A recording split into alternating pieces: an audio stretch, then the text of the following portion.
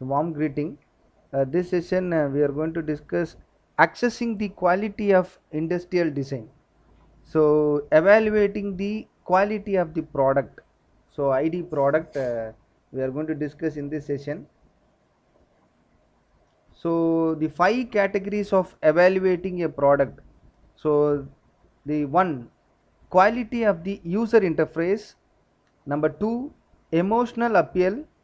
Number three, ability to maintain and repair the product. Number four, appropriate use of resources. Number five, product differentiation.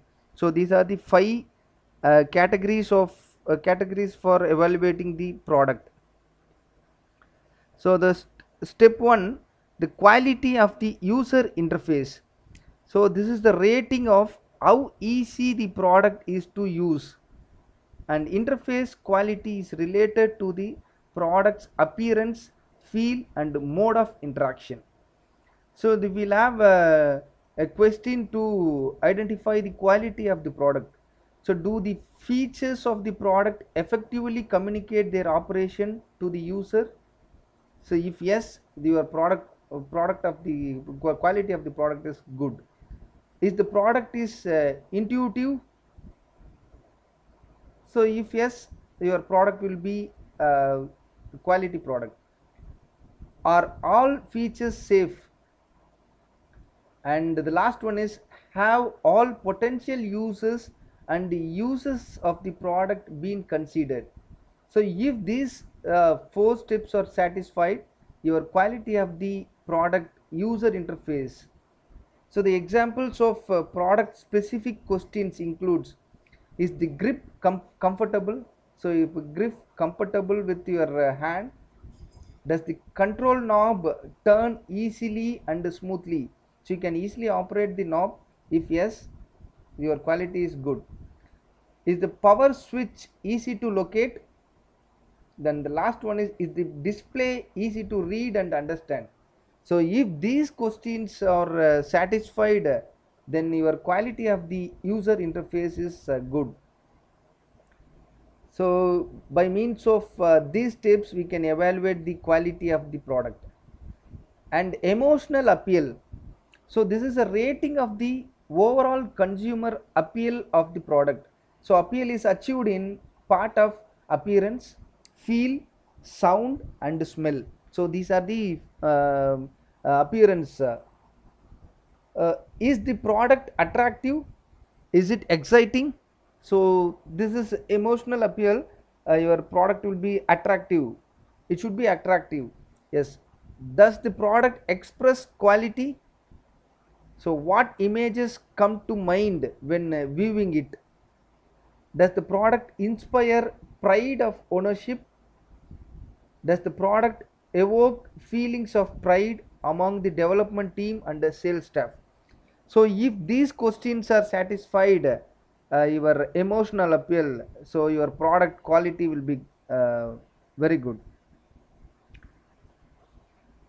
Then step 3, ability to maintain and repair the product. So you can easily repair the product. So the few questions if you ask with this product, so you come to know, is the maintenance of the product obvious? It is easy, so you can easily remove and we can easily fix.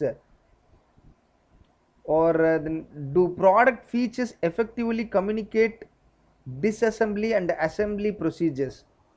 So if this satisfies, your product can able to maintain and repair the product. So examples of product specific questions includes, how easy and obvious is it to clear a paper jam in the printer? How difficult is it to disassemble and clean the food processor? How long does it take to change the batteries in the remote controller? So these are the specific questions to satisfy the product. And the next one is appropriate use of resources. So how well resources were used in this satisfying the customer needs? So these factors tend to drive cost such as manufacturing.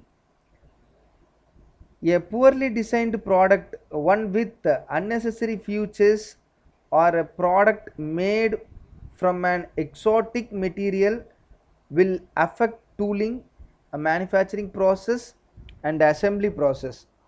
So these category ask whether the investments were well spent.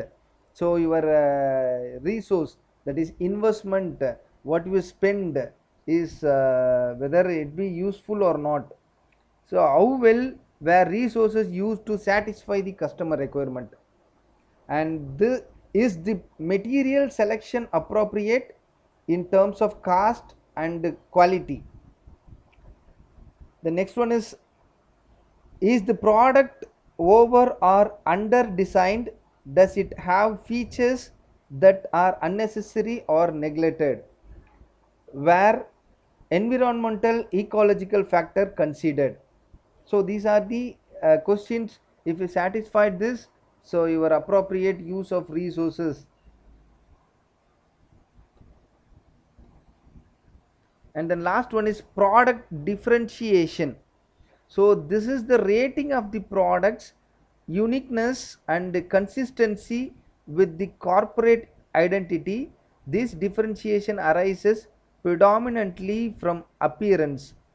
Will a customer who sees the product in a store be able to identify it because of its appearance? Will it be remembered by a consumer who has seen it in an advertisement? Will it be recognized when seen on the street?